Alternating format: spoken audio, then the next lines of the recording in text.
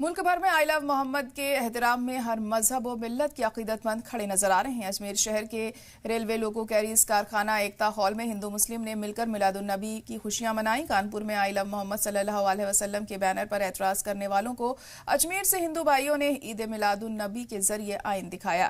Carriers कारखाना hall में मुनाकिद जलसे में हिंदू भाइयों ने न सिर्फ शिरकत की बल्कि खुलकर रहमतुल्लाह आलमीन की शान में कसीदे पढ़े। ईद मिलादुन्नबी के मौके पर कौमी यकजहती पर जोर दिया गया। मुल्क की सलामती और तरक्की की खुसूसी दुआ की गई।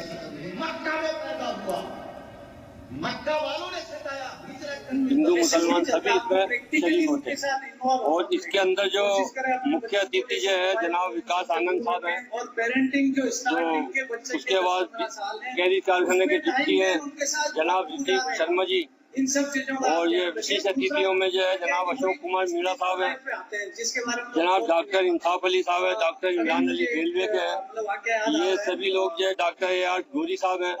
यहाँ पर जो है दरगाह नाजिम बिलाल साहब भी हाजिर हैं और सहायक नाजिम आदिल साहब भी मौजूद हैं और ये हर साल की तरह यह धूमधाम से मनाया जाता है। ये संदेश को शांति, भाईचारा, आपस में प्यार मोहब्बत संदेश को अनुपालना करता है और हर वर्ष की भांति हम ये मनाते आए हैं और उम्मीद करेंगे हर साल की भांति मनाया जाए।